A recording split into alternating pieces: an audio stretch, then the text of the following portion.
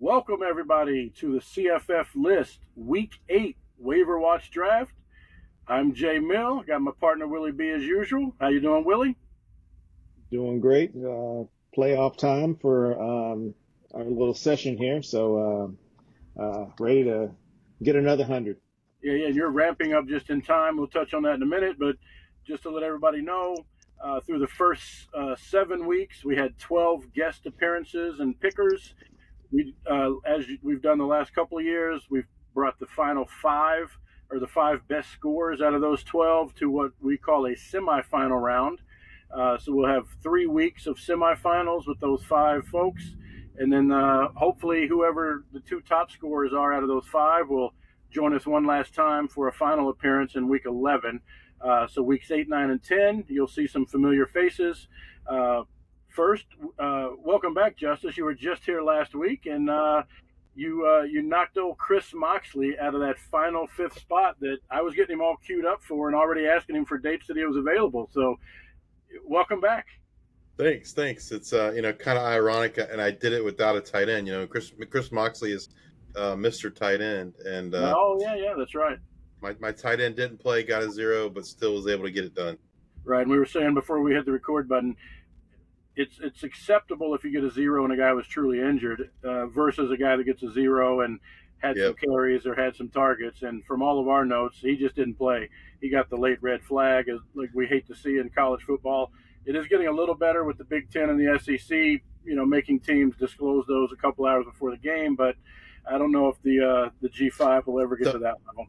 the MAC does it, and so that's why he got the red Okay, flag, because the okay. MAC is the only G5 conference with an availability report, and I think they do it the same as like the Big Ten. It's like an hour or something before the game, maybe something like that. Right, and they really are the baby Big Ten, anyways. We should just go to the soccer regulation kind of setup where every G4 conference seems to have like a sister Group of Five conference. We should just keep them paired up that way, and move the Group of Five guys up and regulate the worst performing Power Four teams down to the G5. I think the European soccer model would work great for college football. But and for those that don't know or don't remember, of course, Justice would know that because he's here joining us from the G5 Hive and Campus to Canton. And Yes. speaking of Campus to Campus, Dwight, we've got you back. We know you're over doing things at Campus to Canton and Dynasty Nerds. Welcome back after Hey, your exceptional score of 137 a couple weeks ago, which ended up being our second highest all-time score. So congratulations on that. thank you. I'd like to think that I have talent and skill and I know what the hell I'm doing, but yeah, thank you. Right? Yeah. I think that day you said you were just rolling the dice. So good luck. Good luck on the dice today. Okay. All right, man. Yeah. And Justice, we've flip flopped. It's a lot quieter where you are today, and people may notice I'm not in my usual spot. I am in a Penske truck on my way to Florida, and stopped off to record this session, a rare evening session of the CFF list waiver draft. So we've all had plenty of time to study. No excuses. We'll do a 2-minute recap of last week. I mentioned Willie B was getting warmed up just in time for this nice, important semifinal round. You followed up your 100-point week last week with your new high of the season, 115. Willie, walk us through your team real quick. Looks like you've got all 6 players in green, which is what we like to see. That means everybody hit their mark or came very, very close to it, depending on the shade of green there, you see. But yeah, what'd you like about what happened this week, besides the fact that you just had your back-to-back 100-point week? You're on mute, Willie. You're on mute.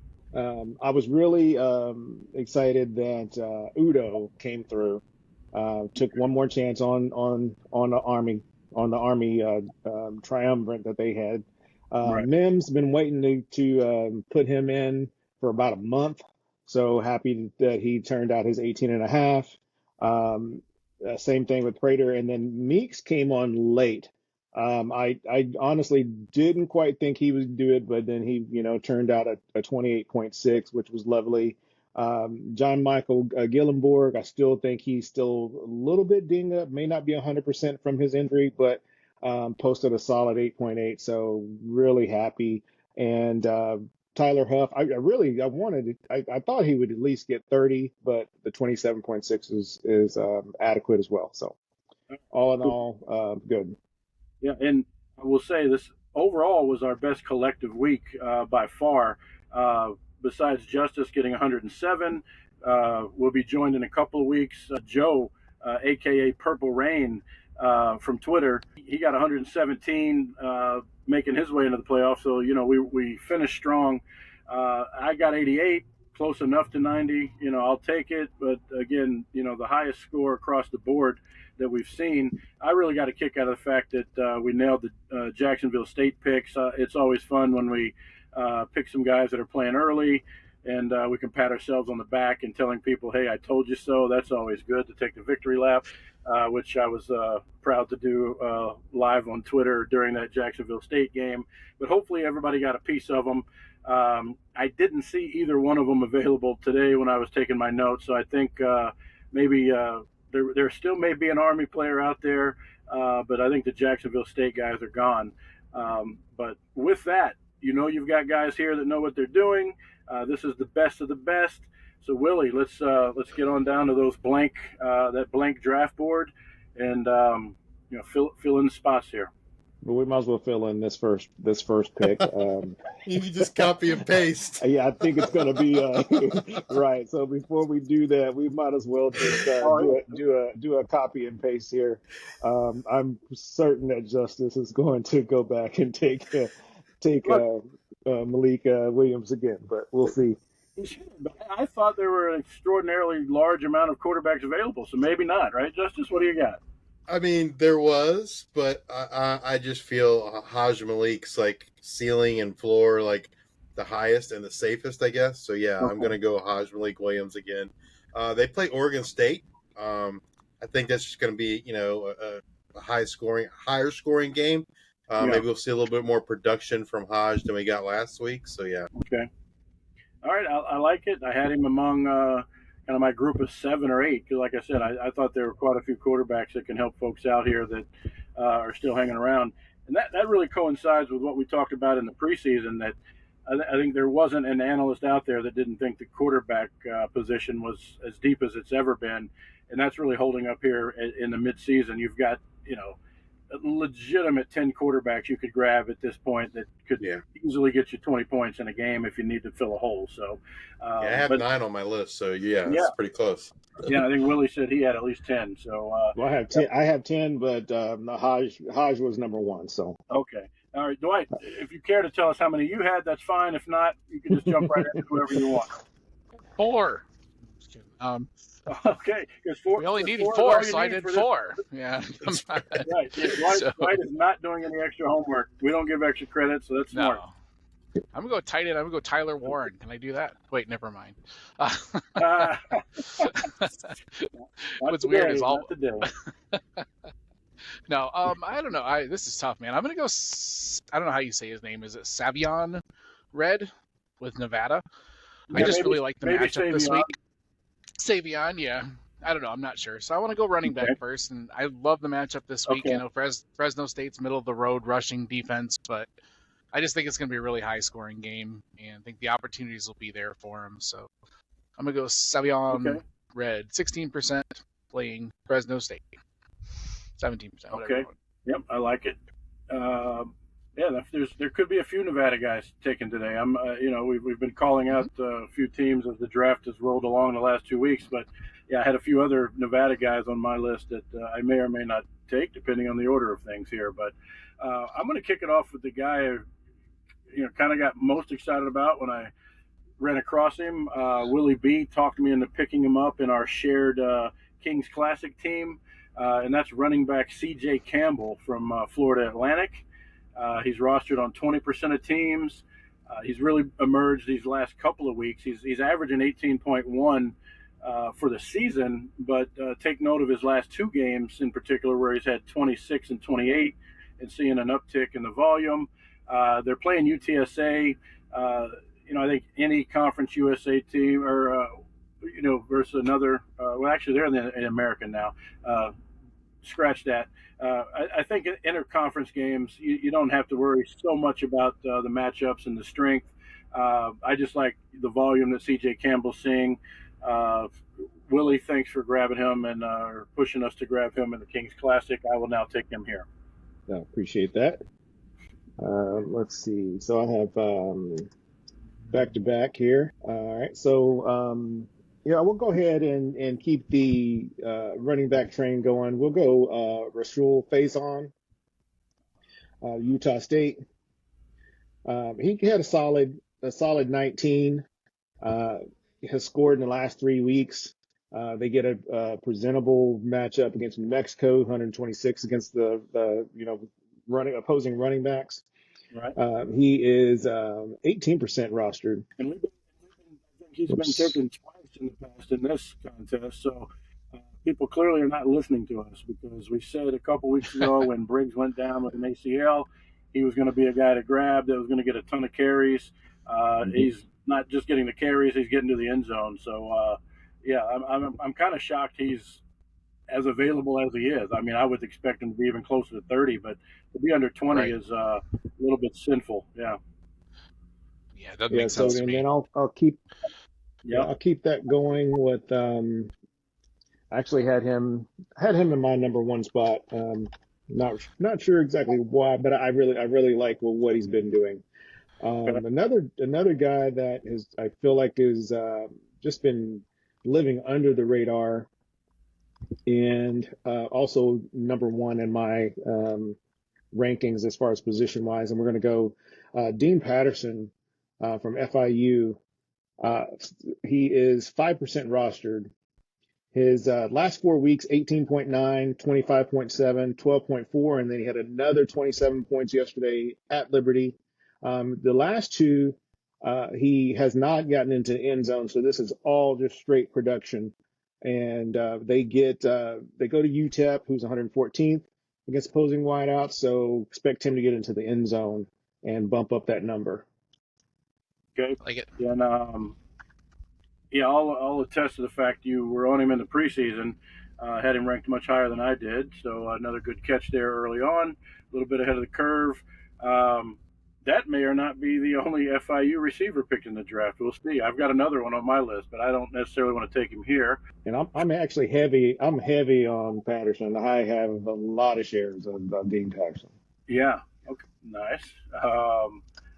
I'm going to go back-to-back running backs, guys. I'm going to take a guy that picked up in a couple dynasty leagues a couple weeks ago. He's a freshman out of Louisville.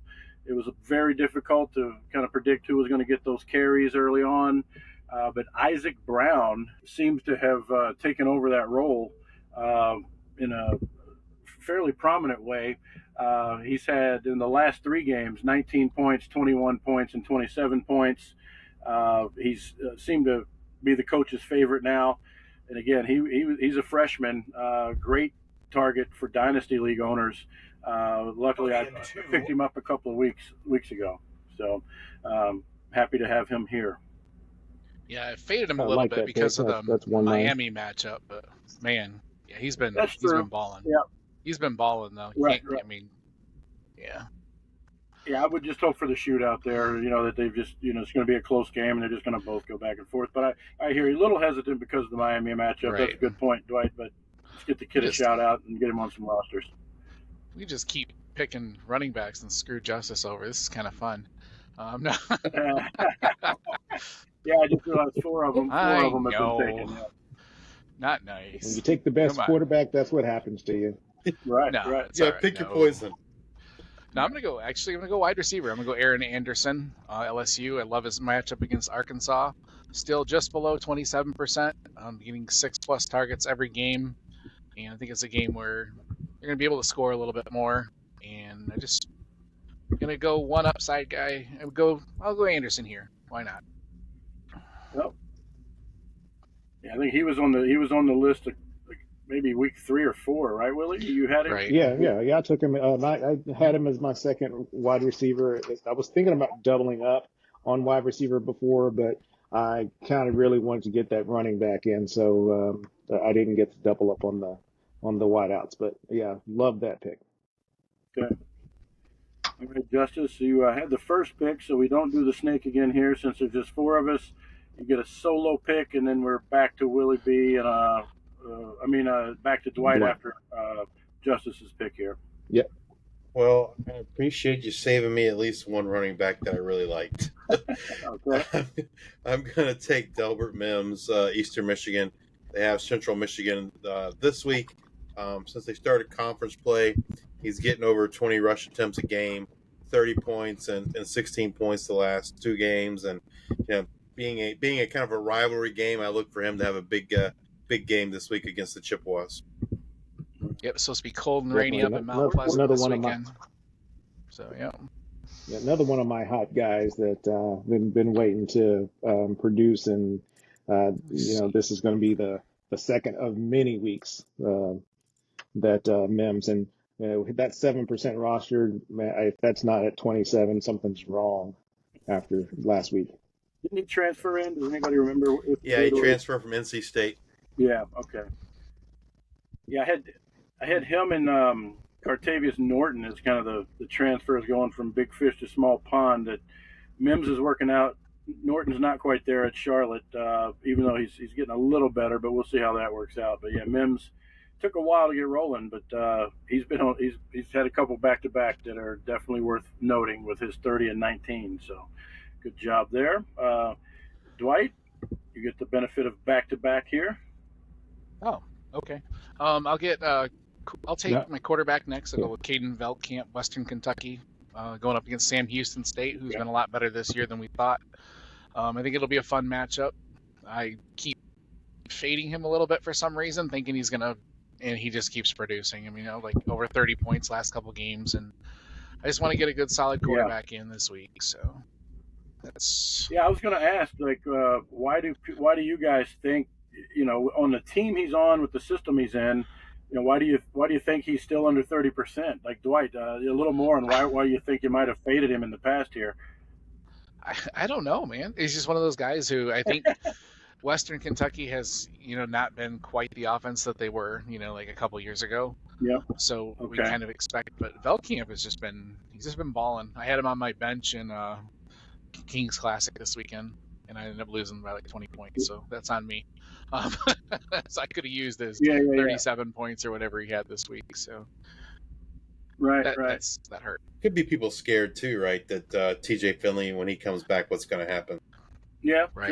True. I was just curious because that was maybe one of the bigger surprises when I saw him still available when I was taking my putting my list together for today. One thing Willie and I noticed is there's a lot of receivers that were on our list this week that had been there last week, which means they're producing, but guys aren't picking them up. And I think I'm going to take one that I like because of his volume, even though he hasn't got a lot of touchdowns, and he's an exact repeat from last week. I took Chris Hudson from Washington State. I'll take him again. They're going against Hawaii. And like I said, he's getting a ton of targets, like really 10 to 13 targets are guaranteed a game. Not very efficient, but it's enough to get him 6 or 7 catches and 70 or 80 yards, which gives him a really stable floor. If he can get in the end zone, you get a little bit of gravy there. But if you want a stable guy who's going to get you 15 or 16, Chris Hudson's your guy. Maybe not the highest ceiling, but you get some stability, with all the targets he's guaranteed to get. Nice. I think I'm going to leave you your quarterback. I think I know who you're going to take. So, yeah, that means I can probably get the one I want. So, we'll go tight end here. Okay. We're going to go Jack Andreas from California. Okay. Had a monster game there this week. Let me pull up my notes here. For 119, I think, it's NC State. Yeah. There you go. There. Yeah, and I noticed I was really high on the transfer Dykes going over there, or Dykes. Dykes, yeah. From Maryland, but he's really he hasn't been able to pass injuries. It looks like, as far as really getting close to that tight end one spot. He's had a couple of catches, here and there, one big game, but injuries. Who you put in, I think, the wrong spot. Will, he's tight end. Sorry about that. He's really solidified his spot there and had a much better season than Dykes. He's kind of doing what I thought he might do. So yeah, that's a good one. I mean, Yeah, I maybe just like that his target production has gone up. He's gotten to the end zone the last 2 weeks. yeah. So, like we say, getting slim out here in tight ends, and so when some other tight ends present themselves, you probably need to pay attention. So, So Justice. I'm going to take receiver Amari Hayes, Florida Atlantic. It's taken him a while to get going, but the last 2 weeks he's been the number one receiver for Florida Atlantic. 19.7 points, 17.9 points. They get UTSA this week, and Florida Atlantic had it. Thought they were going to beat North Texas this week, past week, which really shocked me. So hopefully they can keep that offense rolling against the Roadrunners this week. Yeah, nice. I didn't see Cam Fancher didn't play, right? Do we know who Cam Fancher did play this past week. Okay, yeah, yep. I didn't see. Okay, yeah, he was. I thought he was injured and wasn't, but I guess there you go. And surprise start again for him. He was so off and on at Marshall. It seems like that's kind of what's happening with him at FAU. But if he gets hot, he's he can help the receivers for sure. Dwight, here we go. Hey. I don't want Willie B to take him, so I'm gonna take Willie B's. I'm gonna take my West Point Yeezy up in here. Kanye Udo. Hey, there you go. And you got the shirt. I like the shirt. Yeah, I like it. I don't know. The kid's just man. You run so hard, and so I like the matchup against ECU this weekend. Yep. I mean, Army's gonna score. They're gonna run the ball, and ECU ain't gonna stop them. So I know it's kind of tough with the quarterback there taking 60 points a game. Feels like, but yeah, I'll take Udo. Why not? Yeah, but he still got his 15 last week, and my note on him was he's only 30%. Had one single-digit game all season. So he's and he's been reliable with the exception of one game. So and he always makes it seem like he's not going to get to the points, and he always turns it on and ends up getting them by the end of the game. Has that 160-point 60-yard touchdown? That's what kind of scared me away. Yeah, that scared me away. But just watching him run, I can see why he gets the points and the production that he gets. He's awesome. But he should definitely be over 30% by now. But one last week. I like that. West Point Yeezy. That should be his NIL shirt. Yeah, that should really be. It might should be. Yeah. Okay. All right. How many tight ends have gone? One. Okay. And you said you're not going to take my quarterback. That's nice of you. So I'll wait on that also. Let's see. Next up on the wide receiver list. Yeah, it could be. I don't think you know who I'm going to take, so I'm going to take my guy now. I like old Spencer Petras now that he's back and rock and rolling there at Utah State. He's playing a New Mexico team that, even if they're good, I never will think that a New Mexico team is going to be good. So I'm going to always play guys against them. So I really don't even know, but I like what Petras has been doing more than anything. He's had 29 points per game in his last two, and those are the two games that he's been back healthy. So, we're kind of getting what some people thought he might give us in the preseason. He's just proven to, be a guy that can get over 25 points, and I like that. So there you go. And he's playing New Mexico. All right. So that means that, I can wait a little bit and get my quarterback later. All right. Let's see. You want to say, who did you think I was going to take? Oh, I figured you'd take Woolridge. You usually do. So easy way. Yeah, I mean, I can't remember how many times at least three times you've taken him. So and I figured that would be it. Yep. Yeah, he's proven worthy. 23.5 points a game. I'm gonna take this guy here. I was a little surprised that I don't know if he dipped under, but let's see. Yeah, he's just been playing pretty decent. Yeah, let's go ahead and take him. We're going to take Jaden Thomas from UNLV. Let's see. He had a big bounce back game this week after they kind of forgot he was on the team, but I think that has to do with one of their running backs transferring or like redshirting so he could transfer. Gotcha. They put up 50 on Utah State. He had 17 for 139, got in the end zone. But before that, 11.2, and then again they put almost 60 on Fresno when he had 16.4 3 weeks ago. So he is 26% rostered. Yep. So like the matchup that they have this week. Yeah, I had him on the list, but I think he's benefiting from the running back he was splitting carries with, deciding maybe he didn't want to be at UNLV anymore, and thought he was good enough to get on out of town. So yeah, I like when you know what the direct cause and effect is. There's a reason he's seeing an uptick again, and that's because the other guy's not around anymore. Excellent. So, all right, Justice. I'm going to go dip back to a guy I took last week, take him again, and that's wide receiver Raylan Sharp, Fresno State. He seems to be the top receiver there, getting all the targets. He does not have a touchdown in the last 5 games, but hopefully he can do that against Nevada this week. But, I mean, targets, the last 4, 9 targets, 7 targets, 16 targets, 7 targets last night, double-digit points. If he can get a touchdown, look for him to get over that 20-point mark or close to it. Yeah, that's their quarterback, the other team's quarterback, Nevada quarterback, was another one I was thinking about. You made me think of him when you mentioned they're playing Nevada. Yeah. We'll see if that's who Willie takes as the Nevada quarterback. It's quite possible. All right, we'll see. All right, Dwight. 2 left. Got to do it, man. Be stroking to the east, stroking to the west, stroking to the tight end that I love best. I mean, Terrence Carter. Give me Terrence Carter, baby. Raging Cajuns. Got to play up against Coastal Carolina. Exactly.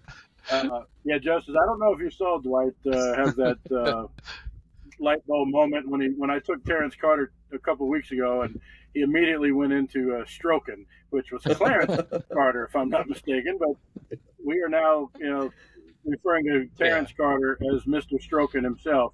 So I like it. 2 music references from completely different eras, but I like it. It shows your diversity, Dwight. Oh, yeah, that's what I got to do. Yeah, 6 targets in the last 3. 3 of the last 4 games, touchdowns in the last 2 games. I mean, anytime you get anything from a tight end, you got to take it. So, yeah. And you might have taken my top choice there. I thought I was going to get him again, but that's okay. I've got a backup. Will you take that backup now? Yeah, I guess I am on the clock, so I could announce it now. But there's 3 I like, so let's see if who I want to fill this last wide receiver spot with. I mentioned since I'm going to take one here, I can talk it through. I do like the other guy from FIU, Rivers, but he's a big, potential high ceiling guy. He's kind of, all or nothing, can get you a 60-yard run or, maybe not get as many catches as Patterson. So I don't like that risk. I'm going to go with another steady hand who, again, doesn't always see the end zone, but always sees the targets with his partner over there in Maryland. I'm going to go with the guy Willie B had last week, Caden Prater, and just go for a guy that's going to put up a consistent, 15 points. You got a safe floor, and will find the end zone from time to time, even more than Hudson. So let's go back to Prater and another repeat that really shouldn't be at 19%, Frank. Yeah, I kind of agree with that. I like both of. I think I start both of them in a couple of leagues, just because they both produce. So yeah, I like that pick. I'm gonna go with another high target guy. A little underrated, obviously, with only 2% rostered, and that's going to be Trent Walker from Oregon State. He had 22.6 last week on 12 targets. The week before against Colorado State, he had 12.6. He did not get into the end zone that game, but still had another 11 targets. So he's only had one game in the last 5 or so where he wasn't in double-digit targets, and that was the big win they had against Purdue. So I'd like for him to continue finding his way into the end zone against UNLV, who's 105th versus the pass given up to wide receivers. Yeah, I've really, by the way, been surprised at how Oregon State's acting like they're from the Mountain West instead of the Pac-12 this year. I thought they were going to potentially dominate a little bit as they had the Mountain West schedule, and yeah, I guess they're just proving they belong in the Mountain West right now. That's what's happening with Oregon State. I mean, it could be a lot of factors, But it's good when you have a receiver on a team like that because they're in shootouts in the Mountain West, which is like the new Yeah, Pac-12. right. All right, I wasn't dogging your pick. I was just saying like I think they're putting up a lot of points, but they're having to put up a lot of points because they're giving up a lot too. Yeah, I agree. All right. They should be dominant. It's kind of like that. We wonder, why Oklahoma State's not doing better than they are in the Big 12. I still wonder, what that's about. But Yeah, we obviously know it's not a coaching situation, which I thought that's what Oregon State's issue was, is that you get the new head coach, you get the new OC, so it takes a little time for that to gel. But Oklahoma State doesn't have that issue. So Justice. Justice, you've All got right. yep. You can beat me to my tight end, or you can take a running back unnecessarily right now. Yeah, I'm going to go ahead and take my tight end. Okay. I'm going to take John Michael Gillenborg, Wyoming. Okay. They got San Jose State this week, so they should have to score a lot of points to keep up with the Spartans. He missed the first couple of weeks of the year, but since then he's had 7, 5, and 8 targets. Hopefully, I don't have a jinx on me where my tight end doesn't play again in back-to-back weeks. But, yeah, I look for him to kind of have a big game against the Spartans in a game where Wyoming is going to have to throw it around to kind of keep up with that San Jose State spread and shred offense. Okay, you'll get the last pick here in a minute, but for now, we'll get Dwight's last pick. This is a kid I think I've got a really, really sharp eye on. I really think Jordan Tyson for Arizona State's going to be a star. He's a star in the making. I think he's getting that rapport with Sam Levitt. They play against Cincinnati this week, so it's going to be a game where they really need him to shine. I love his involvement in the offense, playmaking ability. I think it's going to be a pretty good scoring game, and I expect Tyson to be a huge, huge part of it. Yeah, I had him down 26 and 19 in his last two, really coming along. Yep. That was another team you weren't quite sure who wide receiver one was going to be, and he's kind of stepping up and saying that he wants to be that guy. So right. I like him. And in the meanwhile, I'm trying to find out where Clarence Carter's from to see if it happens to be Louisiana. I'll have that answer by the end of the night. But I will now take my tight end. I liked him a lot, but couldn't get him in every league last week. Taylor Thompson from JMU, who was a big scorer for Joe, that helped him get to that 117. I think he had 17 points for him last week. He's been coming on with kind of those, low teen scores every week these last 3 or 4. Seems to be a steady target for JMU. They're going against Georgia Southern, who miraculously pulled off a crazy upset or comeback win against Marshall that was sickening last night.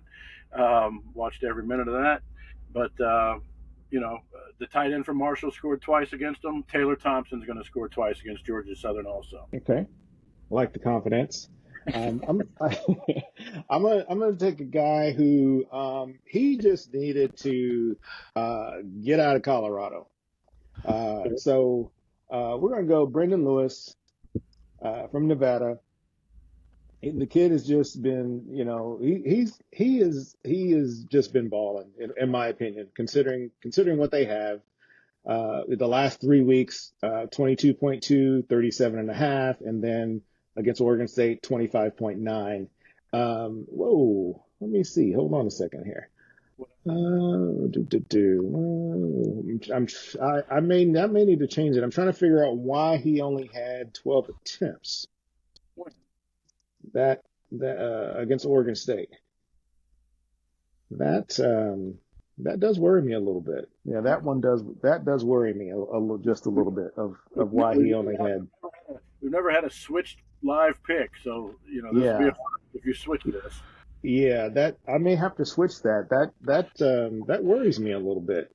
Since I don't know, I put the logo in. I think that's the equivalent of taking your finger off the checker. Too. So, yeah. Yeah, maybe that's the reason why then. Okay, maybe they just didn't need him to do it. All right, we'll stick with Mr. Brendan. All Yeah, right, we'll good. stick with him. Just, But just because you have the logo in doesn't mean anything. no, So I'm the just gonna logo let you in. know that If the logo goes in, it's like taking your finger off the checker. well, Exactly. well, I can't count on you to do logos. You were like five behind, so you're not gonna make things up on the fly. But anyway, Hardest It's in a Brendan truck. Lewis is Come in. on. So yeah. In Hardesty's liquor parking lot here in the boonies of Maryland. that to me means you should have got on the road like 6 hours beforehand. But anyway, let's go ahead, Justice, and we're not gonna let Jay Mill just make up the rules on the fly. But Justice, you can have your last pick. I gotta say, if I had known this quarterback that wouldn't have won, I wouldn't have taken Hodge first. I probably would have taken Razul Faison first. Because I debated between Hodge Malik Williams and Parker Navarro. So I'm a little surprised that Parker Navarro did not get picked. But with my last running back pick, I think last week I kind of played it safe and took Floyd Chalk. This week I'm not going to do that. I'm going to try to swing for it, so to speak. And he's probably I feel like he's either going to give me like 5 points or like 25 points. Okay. But I'm going to go with DJ McKinney, Sam Houston. Freshman out there at Sam Houston, had a big game in their last game out. I think he had 130 yards, 3 touchdowns, 30 points. It's like, they've kind of unleashed him. And as Luke likes to say, you can't put the toothpaste back in the tube, so to speak. So I'm hoping Sam Houston subscribes to that and gives DJ McKinney a lot of run. They're playing Western Kentucky, so I think they're going to Sam Houston likes to run the ball anyway, right? And I think they're going to want to run it even more to kind of keep that Western Kentucky offense off the field. So hopefully DJ McKinney is the beneficiary of that. Well, I didn't say it as well as you, but I guess we have the same philosophies on Isaac Brown and DJ McKinney, it sounds like. Yeah. Yeah. And so do we know what happened to Gentry? Do you know, Justice? Like, how did Gentry disappear there at Sam Houston? Well, I think he got banged up, and then Ducker just kind of took over. And from we talked with our contact with Sam Houston, he basically said that Ducker was kind of like the only man standing, so to speak, healthy man standing, and that's kind of why he was dominating the workload. Okay. But last week we saw McKinney get involved, and Ducker's still there. But I think McKinney is just like he's the best running back on the team, and hopefully the coaches see that and they'll feed him the ball. Yeah. Okay. And that's a couple guys on the list like that. Like we mentioned, that by the halfway point is when some of the newcomers or the guys that haven't had many starts can kind of change the coach's mind and prove they should be starting, like we have on this list today. Terrence Carter is from Montgomery, Alabama. He doesn't coincidentally happen to be from Louisiana, so that is not a match, but that's okay. We still like the correlation, and we'll continue to keep that in our heads every time he's picked until he's got a ways to go to 30%. He may be here for the next 4 weeks, and we can get to do this every week. But with that, let's go around the room real quick. Justice, you mentioned Navarro from Ohio. I did have him on my list. He was right there at number 3. Nothing wrong with that Miami-Ohio matchup he's got this week. So he's a lower percentage quarterback. He's at 6% like my guy. The others are in the 20s. So if you're looking for a guy rostered on even lower percentage teams, because these guys might be taken, he might be your guy. Any others, Justice, the positions you want to mention? I talked about Floyd Chalk. He's a good floor guy, right? He's probably getting you somewhere between 12 to 16 points every week at running back. Receivers, Jaden Williams, kind of shooting for the moon, so to speak, in Texas State. Seems to kind of be flavor of the week. They spread the ball around a lot. But if you're looking for a good floor guy, Junior Vandeross, Northern Illinois, again, probably getting you somewhere in that 15 to 17 point range. And then tight end, no one took Dorian Fleming, but he's very consistent week in and week out. Yep. Yeah, he's been on this on a couple of teams this year already. Also, he's almost to that 30 mark. He's at 23. Okay, Willie, What do you got that we might have not mentioned that can help some folks out? Anybody in particular with a low percentage that people could keep an eye out on? Yeah, lower percentage. I was liking Sawyer Robertson out of Baylor. Um, Me too. yeah, so and then Hunter Watson also. There Ezel Jolly, the running back from UTEP. I'm going to be monitoring what he's doing, um, along with Freddie Brock from Georgia State. Want to see what he does against Marshall this week. Low percentage. One that's 1% owned is the I think you touched on it, J Mel. The what is it? The cynical kid from Hawaii.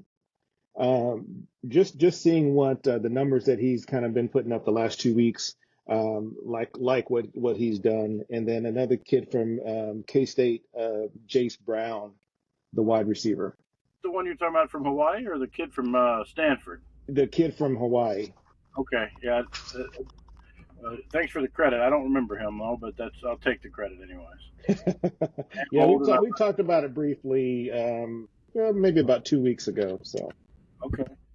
Dwight, any shout outs to on players that you would have taken if you had more room?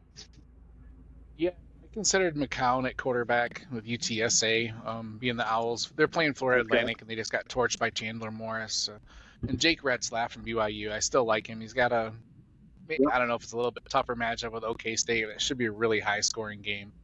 And Isaiah Horton from Miami, he's at 12%. I considered him just because Cam Ward he's throwing 70 times a game or whatever. Horton's had 9, 5, and 11 targets the last three, and a touchdown each of the last 3 games. So he's kind of emerged as a viable target there. And that game's going to be a lot of scoring too, I think. So. Yeah. Good. I like that you mentioned the BYU quarterback. He was one of the last ones I had. And it transitions into 2 receivers that I liked. I like both of the receivers there at BYU that are getting the bulk of the targets, which is Lassiter, who's only rostered on 2%, and the more known Chase Roberts, who people thought might do a little more last year. He's been decent this year. He's kind of that 14, 15-point guy. But I actually like Lassiter even better, who's only on 2% of rosters. Seems to be gaining momentum there, as Retzlaff also is gaining momentum, on a strong BYU team. So there's those guys.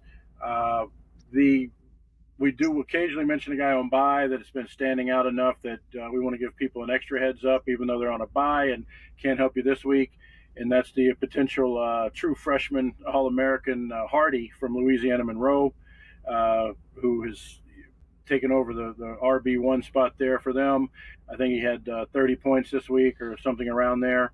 And it's going to be a force to be reckoned with as Louisiana Monroe makes a nice push for at least a division title there in the Sun Belt. It could be in the championship the way they're playing, with a solid defense and really good run game with Hardy at carrying the load. We got lastly my guy Trigg from Baylor. Seems to have been suspended 2 weeks ago, but then bounced back and got 18 points 2 weeks ago, and then had a bye. So I didn't put him on my team, but I'm just saying, watch out for Trigg. He even though he was suspended yet again on another team this year, I thought he was done for the season. Bounced back and got 18 points before the bye. So let's see what he does after the bye. Maybe take a chance on him and stash him for the future playoff run here. He's going against Texas Tech. I wouldn't be afraid of him. So that's it for me. Yeah, you're stronger than I am as far as believing in Trigg. But good luck to you. But we will not be taking him in Kings if he's available. I will say that. Give the kid his 5th chance. Give the kid his 5th chance. Yeah, I believed exactly. 4 times already. Damn it. Yeah. Give him a 5th chance. Come on. So, all right, gentlemen. Good luck this week. And we, like I said, we hope to see one or both of you in the finals. Yep. Absolutely. Yeah. Good luck to you guys as well. And any final words to Chris Moxley, Justice, since you took his semifinal? Oh wow. Maybe I'll get some of his tight end luck, and Gillenborg will get me 20+ points this week. Okay, because again, we have not broke the news to him, so he may get it when it's closed tomorrow morning. Yeah, that's a knockout blow there. All right. And we love to have him. We love you, Justice, too. But I wish we could have worked him in somewhere. But it's the way it goes. We got to play by the numbers here. So, all right, Dwight, what are you working on this week? Who are you telling us about in the C2C futures tape breakdown? Oh, I'm mainly focusing on strategy right now. Like I want to get some trades and kind of do some more analyzing type of stuff. I want to go a little bit deeper than just. I mean, we've got guys that do the waiver requests, so I want to do more on strategy. Yep. I think that's where people, could use some advice sometimes. Finding out player values and deciding what a player is valued in college against NFL is really tricky. So. Yeah, all right, we're chasing you. We're trying to catch you in the Kings Classic. We got to work our way up. We got a bad week. We're back to 500. We're back to 500. So we hit the reset button. We're back to 500. Good. All right. That's good, man. Injustice. Yeah, you and Luke need a team in there. I know Luke came to the draft. We're gonna advocate for you and Luke to have a shared team like Willie B and myself next year. Yeah, that'd be awesome. I know. Luke did the FSGA draft this year with Froton, nice. and I mean it's not a shared team so to speak, but I helped him in the draft. Like he would when we got to the slow portion anyway, he would send me messages asking me who to pick or who I think he should pick. Hopefully the brains behind the operation has emerged. He's a great guy too. So tune in to G5 Hive. Everybody check out Dwight Peebles on Twitter. And check his work out at C2C and over at dynastynerds.com. Everybody, good luck this week. We're past the halfway point in college football. It's getting real exciting. Forgot to mention when we kicked it off, this was probably the best night, the late games I've ever seen, or at least this season I've seen. But every single game that started at 7 or 8 o'clock ended up in just like an amazing finish. So they couldn't have asked for more to finish the night. So hopefully we'll get another one this week. Good luck, everybody, and I hope to see you back here in a couple weeks. All right, gentlemen. Appreciate you. Thank everybody for watching and listening, and good luck this week.